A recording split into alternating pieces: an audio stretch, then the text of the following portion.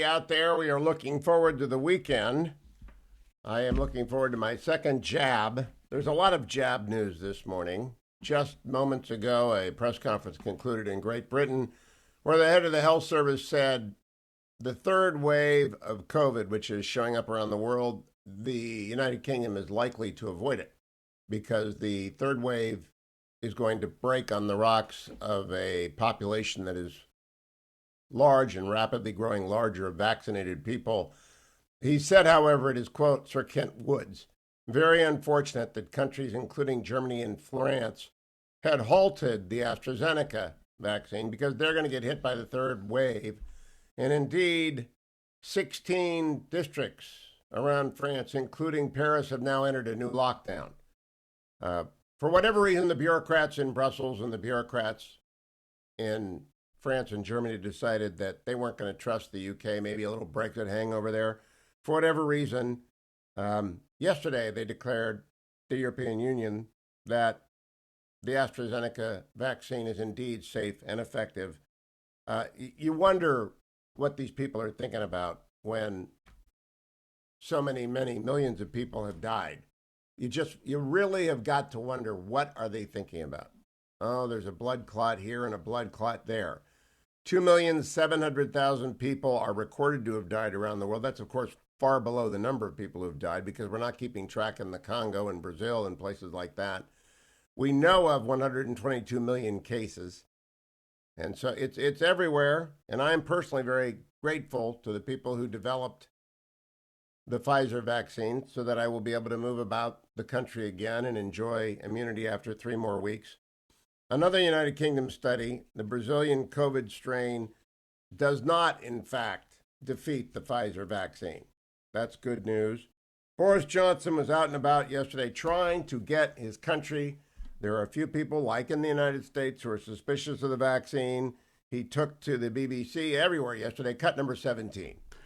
Our roadmap to freedom depends on the continued success of our vaccination programme. And so it's reasonable for people to want to be continually reassured, not only that our vaccines are safe and effective, but also that we have the supply that we need. So I want to address both points today, especially in the light of concerns you may have heard in some other countries about the Oxford AstraZeneca vaccine. First, the Independent Medicines and Healthcare Products Regulatory Agency has reviewed the evidence, as it does every week. They've confirmed that the benefits of the vaccine in preventing COVID far outweigh any risks, and people should continue to get their vaccine when asked to do so. And June will say a little bit more about that in a moment. In fact, the most important thing he could say, he said next. Cut number 19, Boris Johnson, the British Prime Minister. It's also very important for our European friends that today the European Medicines Agency has come to a clear scientific conclusion, and I quote, "This is a safe and effective vaccine." We also saw yesterday the evidence from Public Health England that a single dose of either vaccine provides 60% protection against getting COVID and reduces the chances of hospitalisation by 80% and the risk of death by 85%. So the Oxford jab is safe and the Pfizer jab is safe. The thing that isn't safe is catching COVID, which is why it's so important that we all get our jabs as soon as our turn comes. And as it happens, I'm getting mine tomorrow, and the centre where I'm getting jabbed is currently using the Oxford AstraZeneca vaccine for those receiving their first dose, and that is the one I'll be having. And let me also assure you, if you come forwards after receiving your letter, we have the jabs for you. We have the jabs for you. If you can get in, get in. Now, it is not my friend Ruth Marcus at the Washington Post, who is younger than I am, and so wasn't eligible. I think she's over 60, but under 65.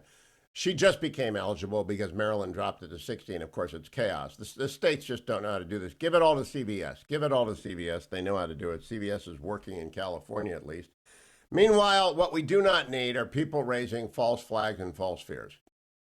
There is an infinitesimal chance with the AstraZeneca, which is not being used in the United States, of getting a blood clot.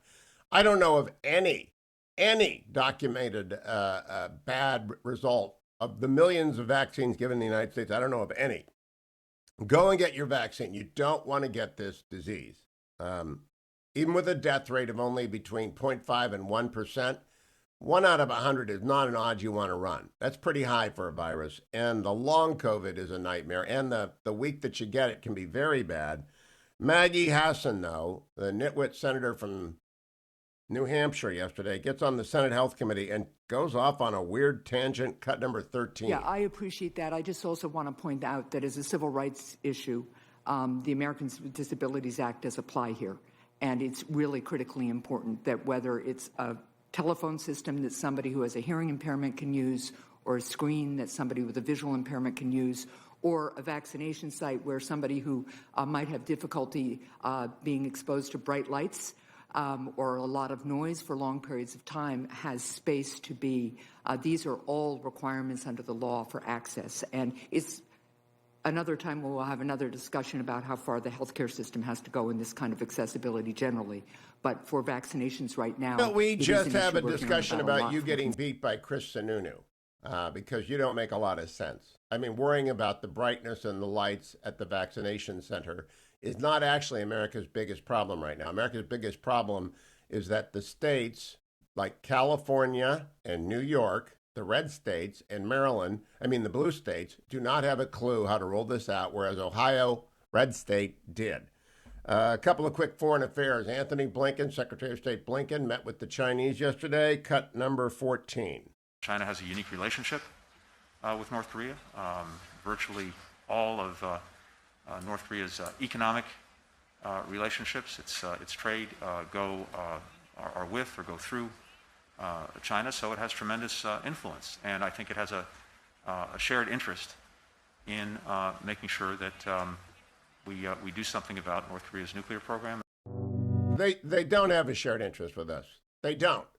And people have got to realize, I had a long conversation yesterday with a senior diplomat, not American, from the Far East, who simply said, under President Xi, General Secretary Xi's new timetable, they intend to reoccupy Taiwan by 2027. By 2027, we're going to be at the brink of war. That means hopefully we will have a real president by that point who's on top of the game and in charge. It might be Mike Pompeo. Mike Pompeo, by the way, was on Fox News with John Roberts yesterday. John Roberts is a fine host, by the way. That's becoming a great... There are some shows that I still go-to shows, like Brett Baer and John Roberts, for news shows. Mike Pompeo, cut number 2. Look, it all seemed a bit childish to me. What matters for the United States of America is preserving our freedom and security. They should put America first. And we did that with respect to Russia. We tried to stop them from building a pipeline that was going to put Europe at beholden to Russian energy. We provided assistance to the Ukrainians' defensive weapon system so they could protect themselves from Russia. Under the previous administration, they'd allowed the Russians to take Crimea. We were strong. We were tough. They understood those actions. Again, I want to come back to this central notion. If you put America first and back up your language with real deeds and not just rhetoric and name-calling, you're exceedingly far more likely to be successful. Secretary Pompeo is, again, correct. Meanwhile, at the White House, we got a slip of the tongue, which is actually a reveal. It's a gaffe when you accidentally tell the truth. Jen Psaki, cut number 7. There have been expectations set outside of unrelated to any vaccine doses or requests for them that they would be partners in dealing with the crisis on the border. And there have been requests. Crisis on the border. Peter Alexander asked her about that. Cut number 9.